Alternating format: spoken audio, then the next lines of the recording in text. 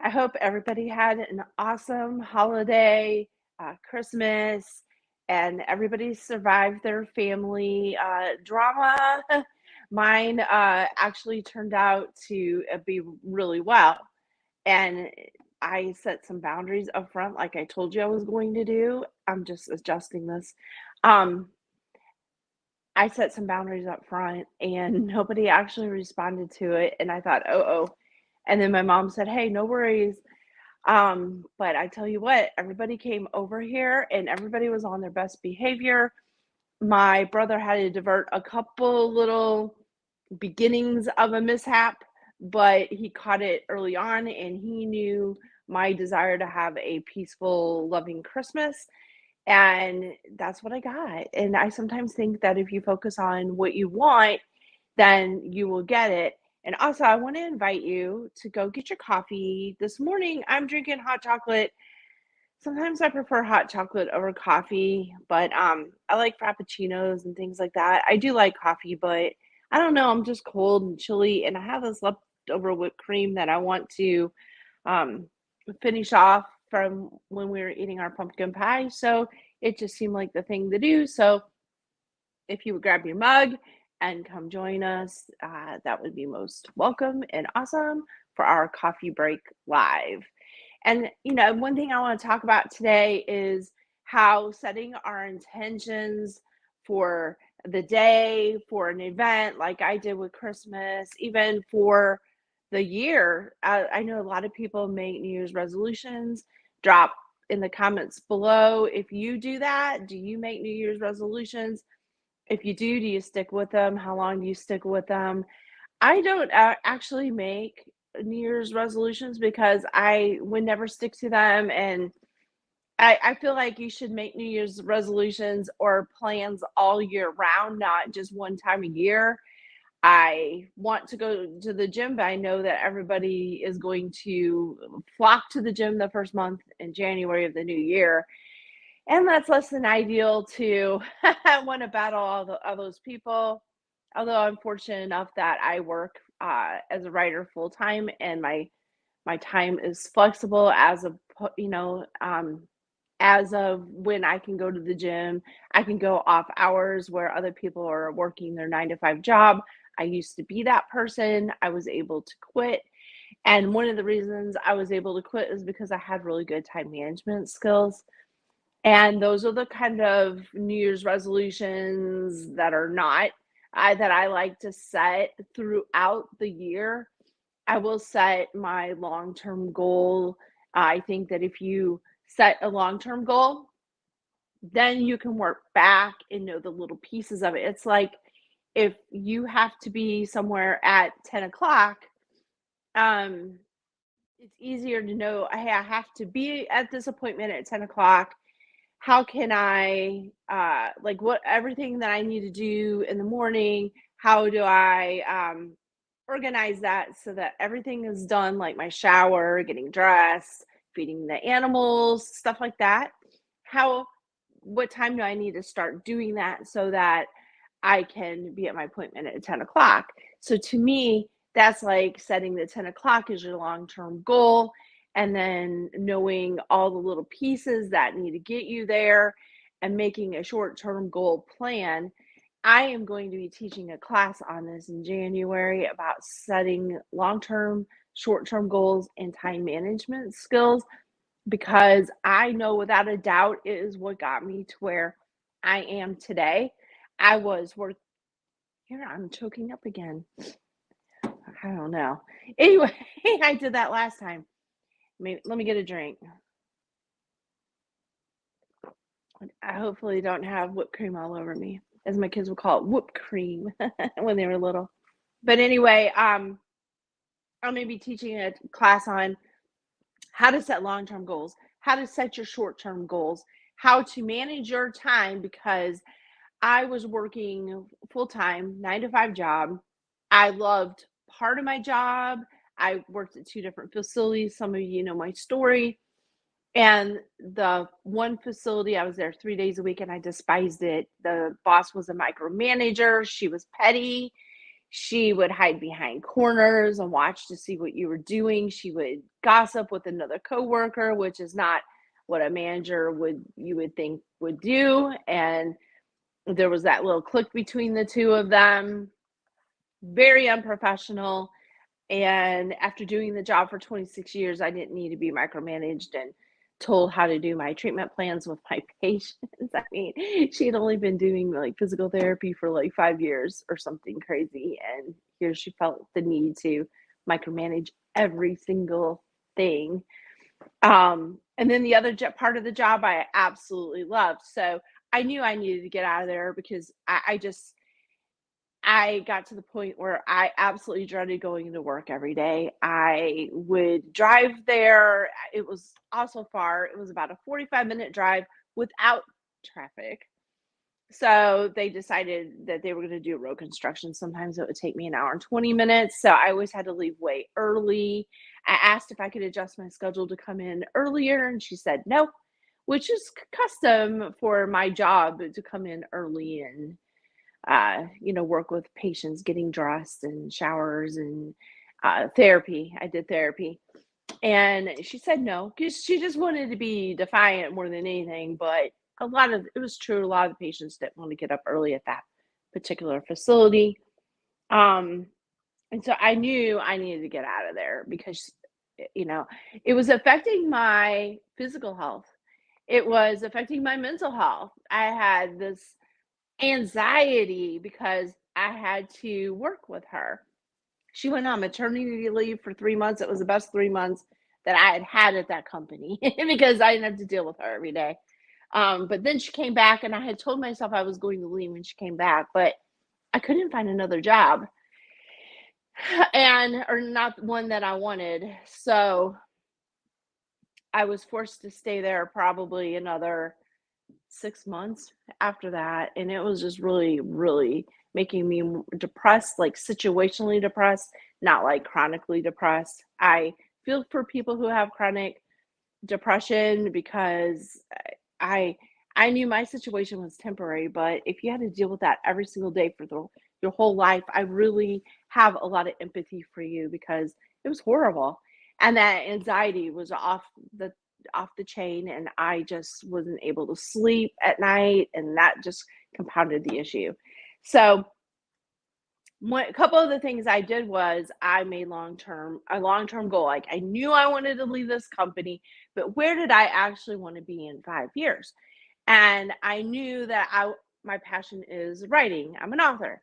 So I knew that I would love to make it as a writer. Not that many people make it as a writer full time because um as one would think, it doesn't pay very well. And, you have a handful of people that might make millions of dollars or something, um, but the majority of the people couldn't probably feed their dog on their royalties. So let's just put that out there. So I knew that I had this challenge ahead of me. How am I going to make it as a writer? So I knew, like, what does my 5-year plan look like? What does my future life look like? And I wrote that down and I visualized my life 5 years from now. How did I feel? What was I doing? If cars are important to you, what are you driving? If a house is important to you, where are you living? What is your living space? I'm gonna say, like, I would wake up every morning pretending I could look out my window and see the ocean. And and I would feel like, what does that feel like? I just automatically got into the habit every morning, and my mom would say I'm a dreamer, and I am. But I believe that that's powerful when you're manifesting your dreams. It's about feeling what you're wanting more than just saying it. Writing it down also helps, but feeling it is the fastest way to manifest your dreams. And so every morning I would just roll over and I'd be like, "Oh, isn't that ocean beautiful?" Or I would feel all tingly inside because the sunshine was coming in, and I was grateful. I was grateful for that sunshine. I was grateful for starting the morning off, even though I had to go to this horrible job. And briefly, I managed that job by staying away from her as much as possible, and I would go eat lunch instead of eating it in the therapy room where everybody talked business the whole lunch break. There was no break away from talking about business, and I can't stand that because I like to turn it off. I'm all about work-play balance. I'm the Gen X and one of our big things is independence, not being micromanaged, and uh, being very independent and not being micromanaged in your job. So I started walking at lunch because it lifts walking, exercise, things like that lift your mood. Also, it was a healthy mind, body, spirit. And I had to eat lunch, so I would go into the craft room, which is considered our break room, but nobody really ate lunch at that time. So I had usually had it the whole room by myself. I would just kind of close the door to where I would just crack it. I know it bothered her that I didn't eat in the therapy room, but I had to take care of myself, my own well being, and I didn't want to talk shop during my entire lunch. So I'm encouraging you to perform self care. And I made a long term goal. I knew where I wanted, what my life, I kind of more where I wanted to be. I'm not at the 5 years yet. I quit my job 2 years ago in January. How awesome is that? And I love working from home. So, getting back to looking out the window with the ocean, I'm one, I love to shop like or look on realtor.com. And sorry, I my hair's in my eyes. And I knew the market and I thought someday I want to buy a condo down there or a beach house, or I actually didn't want to be on the island. I didn't actually want oceanfront. But as an author, it's all about the view. And I thought I just on the marsh would be fine with me. I kind of wanted a house. I didn't really want a condo because of the HOA fees.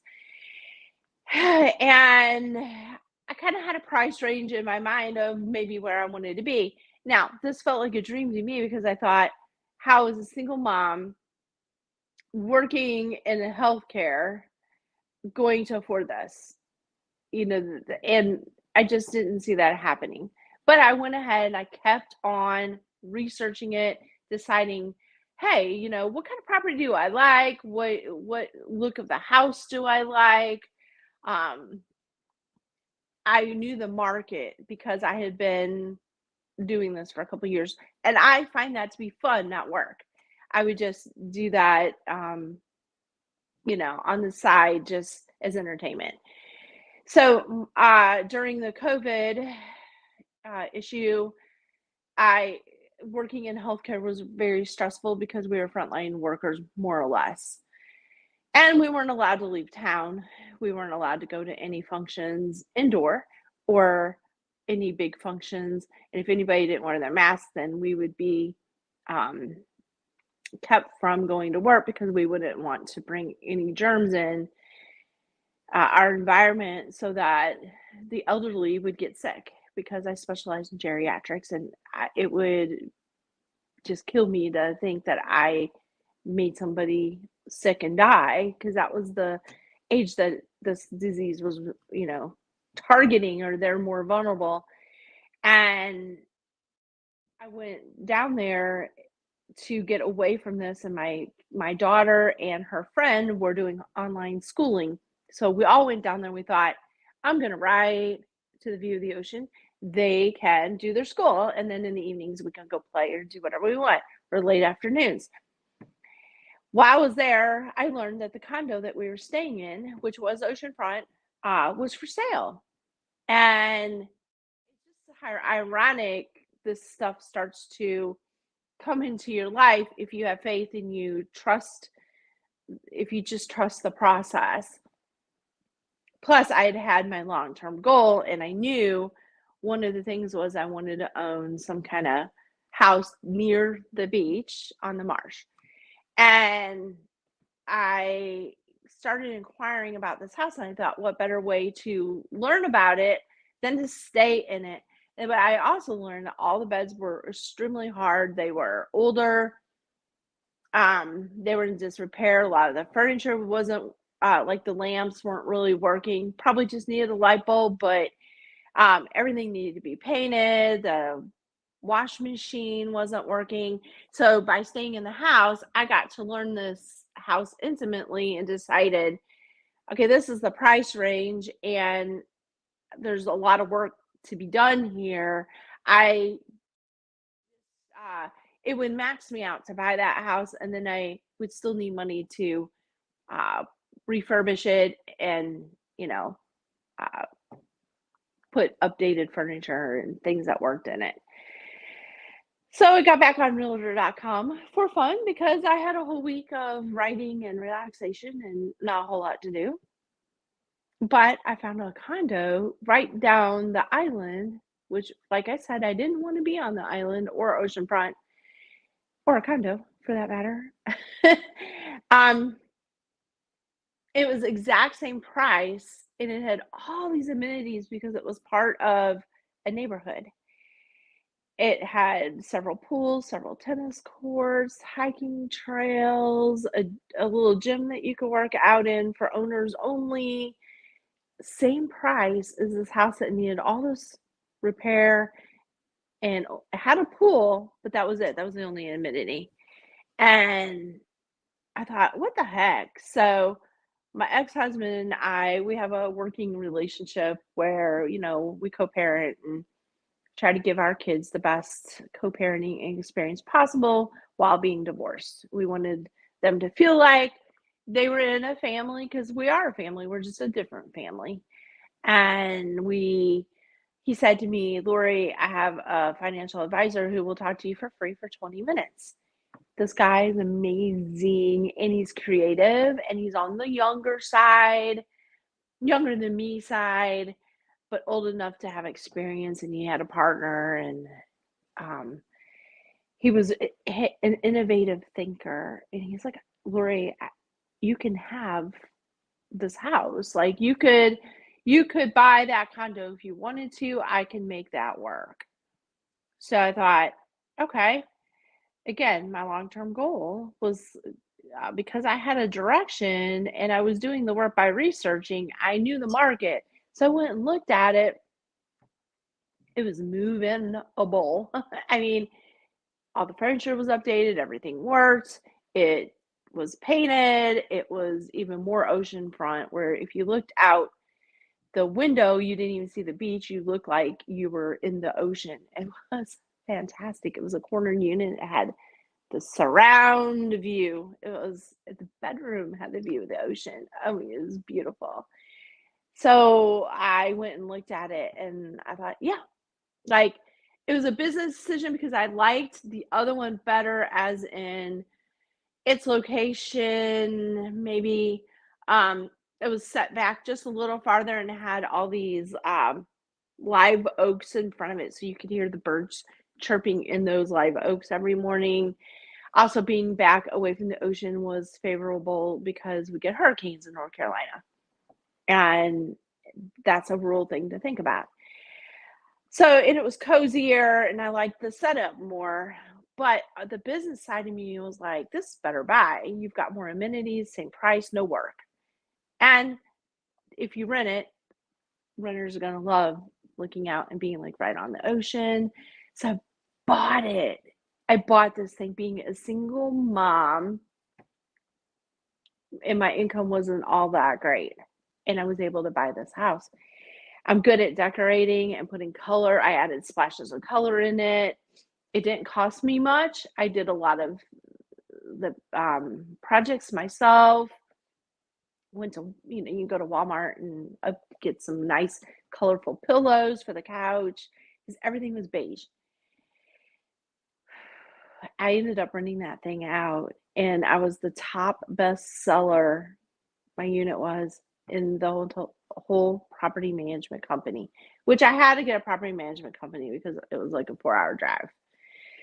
And that was just one more stress I didn't need because I was already wigged out and stressed by my horrible manager.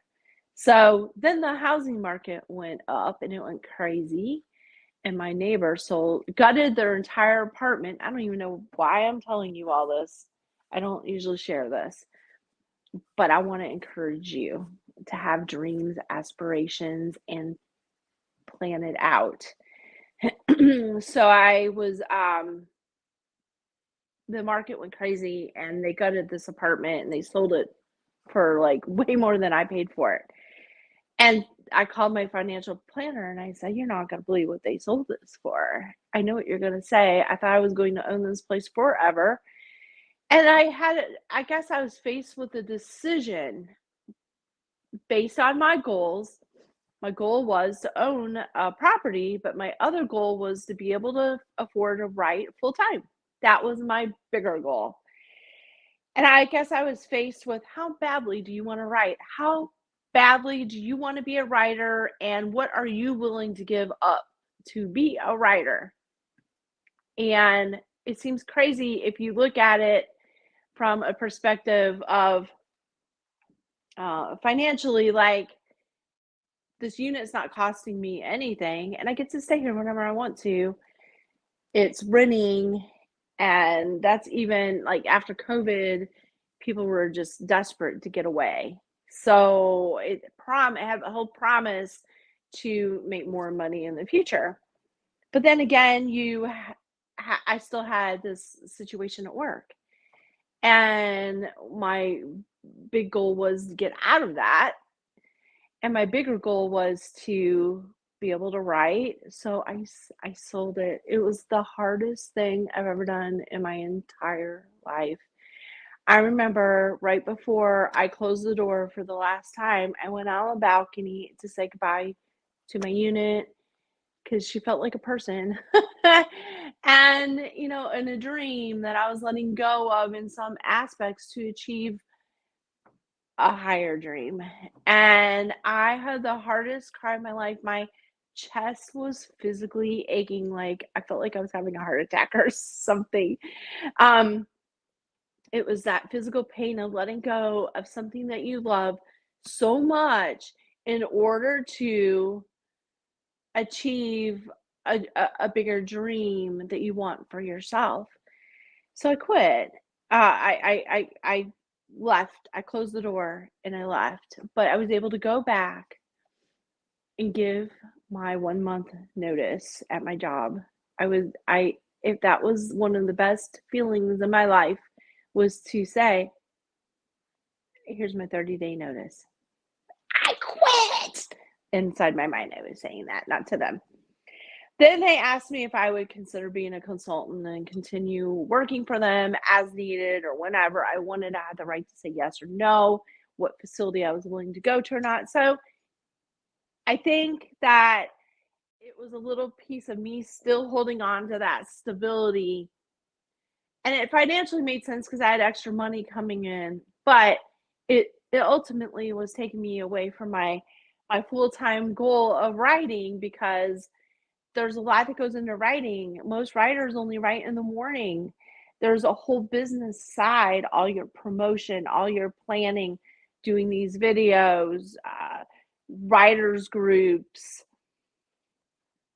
I plan a writing retreat one time a month in the fall at the beach. You know, that's part of what keeps me being able to write, and not have to tap into the savings that I got from my home, from my condo. I do live on that every month. Um, I get like a direct deposit check into my bank account.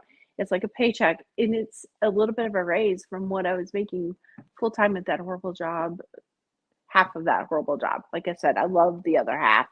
So, um, that you got to follow what feeds your passion, feeds your soul, because it's not all just about money. It's about joy, and it's about loving what you do, which I loved what I did. I love working with the elderly people, but the job that I worked 3 days a week was sucking my soul, wasn't putting into my soul.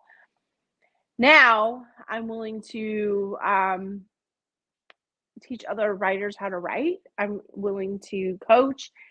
I'm giving classes. Like I said, I'm giving a time management class in January. I'm going to start classes on developing 3D characters and getting deeper into making your characters come to life like the real people, that they're relatable to the reader. They're not flat.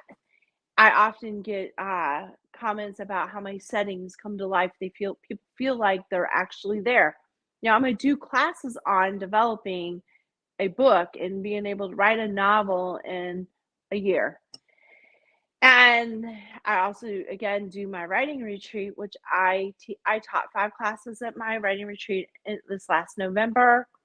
I had 2 guest speakers, which was very helpful. It was fun. I think it's important to have other teachers teaching my attendees, as well as me teaching, because that's my profession and my specialty. So this is all part of me achieving my long-term goal of being able to write full time.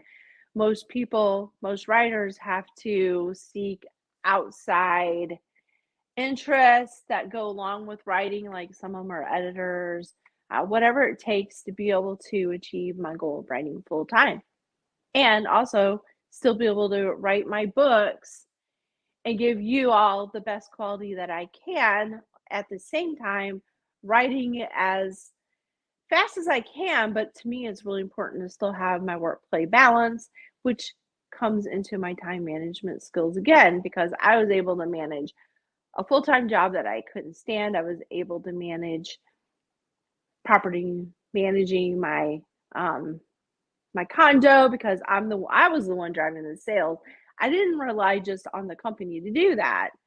I did that. I advertised, I created these fun little videos that showed the beauty of the place and the fun of the place. I had decorated it, so that takes time. And writing and children. And I cooked every night because I wanted my kids to have balanced, healthy meals. I'm going to take a drink real quick. I don't want it to get hot, or I don't want it to get cold. I mean, so I was able to break down my long-term goal into short goals of, I know where I want to go. It's like I'm plotting a novel, knowing where your ending is, so that I can twist my book all different ways, but I know where I'm going at the end. It's the same thing with my long-term goal. I know where I'm going. My short-term goals, what do I need to do today? What do I need to do tomorrow? What do I need to do in a week? What do I need to do in 6 months, a year? What is my plan? Because if you just have a goal, you're not going to probably reach it. You need to make short-term goals to achieve your long-term goals. And that's where your time management skills come in. That's where a planner comes in.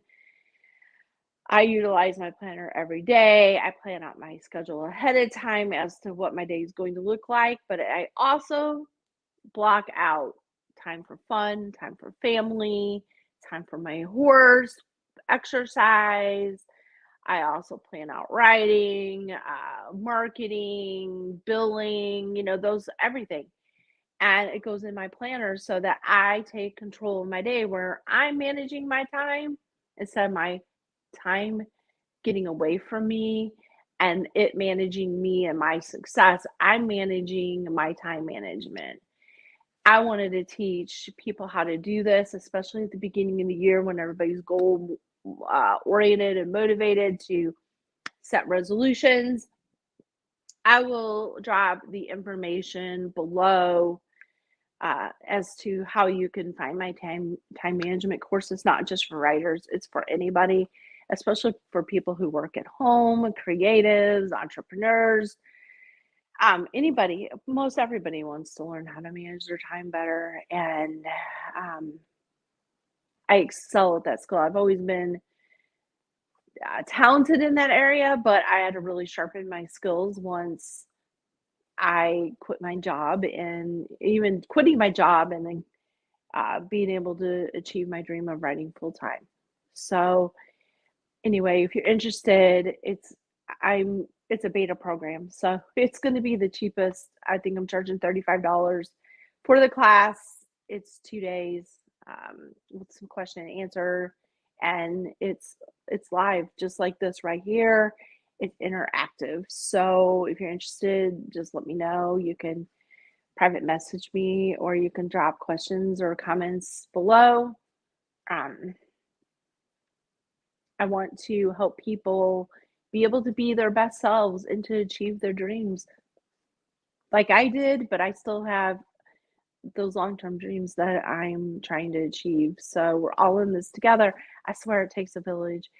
Anyway, I hope that you have a happy New Year's and that I hope you stay safe and that you get plenty of cozy family time and coffee or hot chocolate drinking time.